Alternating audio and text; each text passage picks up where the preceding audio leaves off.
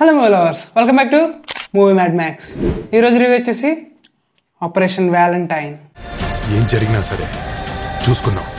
First story plot చూసుకుంటే ఇది ఒక ట్రూ ఈవెంట్స్ బేస్డ్ మూవీ. 2019లో మన ఇండియా పైన జరిగిన పుల్వామా అటాక్ బేస్డ్ మీద తీసిన మూవీ.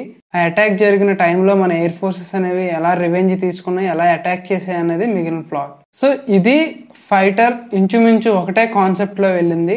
ఫైటర్ అనేది కొంతమందికి నచ్చింది, కొంతమందికి నచ్చలేదు. బట్ ఇదైతే నాకైతే అస్సలు నచ్చలేదు. సో డీటెయిల్ రివ్యూలోకి వెళ్ళిపోదాం. దానికంటే ముందు మన ఛానల్ ఎవరైనా ఫస్ట్ టైం విజిట్ చేస్తుంటే మన ఛానల్ సబ్స్క్రైబ్ చేసుకోండి, అలాగే మీ ఫ్రెండ్స్ కి షేర్ చేయండి. 2019లో జరిగిన అటాక్ బేస్డ్ మీద, దాని ముందు ప్రీవియస్ గా ఏం జరిగింది అండ్ దాని తర్వాత ఏం జరిగింది అనేది మనకి ఫస్ట్ ఇంట్రడక్షన్ లోనే మనకి అన్ని చూపిస్తా ఉంటారు.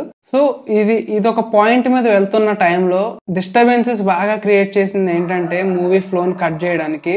లవ్ ట్రాక్ అనేది కొంచెం ఆడియన్స్ ఫ్లోని కట్ చేసేసి వేరే యాంగిల్లోకి తీసుకుపోతా ఉంటది. అలాంటి టైంలో ఆడియన్స్ ఎక్కువగా కనెక్ట్ అవ్వలేదు ఆ ఎమోషన్స్ కి. యావరేజ్ గా డ్యూరేషన్ కూడా 2 hours 12 minutes కూడా బోర్ అనిపించింది. అంటే చూడండి ఎంత డల్ మూమెంట్ లో తీసుకెళ్లారో. సో యాక్చువల్ గా మనం దీంట్లో మనం ఎక్స్పెక్ట్ చేయము, ఎందుకంటే ట్రూ బేస్డ్ ఈవెంట్స్ అని అంటే స్లోగానే ఉంటుంది.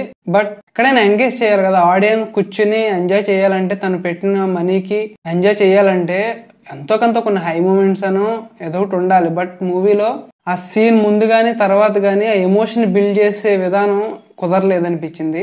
అండ్ అలాగే వరుణ్ తేజ్ గారి పెర్ఫార్మెన్సెస్ ఒక్కటి దానికోసం అయితే వెళ్ళొచ్చు, ఆయన చాలా బాగా పెర్ఫార్మ్ చేశారు. అలాగే మన నవదీప్ గారి క్యారెక్టర్ అయితే అనవసరం, యూజ్లెస్ అసలు. అంతే, ఎందుకు పెట్టారో తెలియదు. జస్ట్ ఒక చిన్న క్యారెక్టర్, చిన్న కేమియో కోసం పెట్టినట్టున్నారు అంతే, దానివల్ల యూజ్ ఏమీ లేదు.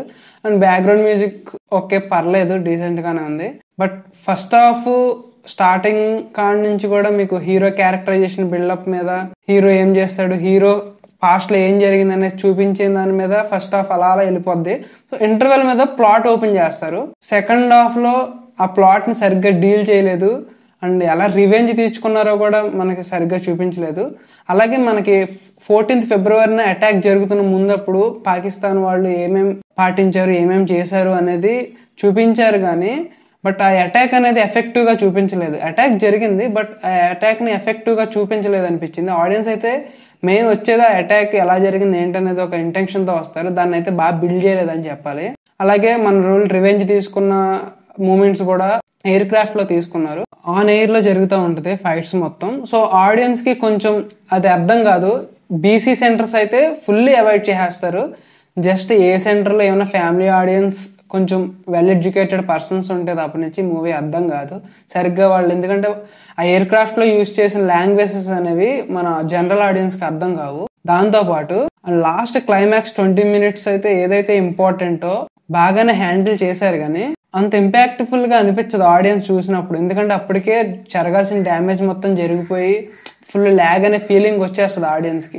సో ఆ 20 minutes అనేది కొంచెం బెటర్ అని చెప్పాలి ఓవరాల్ మూవీతో పోలిస్తే. అండ్ అలాగే క్వాలిటీ పరంగా మాత్రం బాగుంది, చాలా బాగుంది. విజువల్స్ ఓకే పర్లేదు, వాళ్ళకి ఇచ్చిన బడ్జెట్ లో 40 crores, అండర్ 40 crores బడ్జెట్ లో బాగానే చేశారు. ప్రొడక్షన్ వాల్యూస్ క్వాలిటీగా అయితేనే ఉన్నాయి, కానీ మూవీ మీద కొంచెం ఇంకా వర్క్ చేసి బాగా ఎఫెక్టివ్ గా తీసుంటే బాగుండేదని అనిపించింది నాకైతే. సో వన్ వర్డ్ లో చెప్పాలంటే నాకైతే మూవీ నచ్చలేదు. సో ఇది ఫ్రెండ్స్ ఈ ఆపరేషన్ వ్యాలంటైన్ మూవీ రివ్యూ.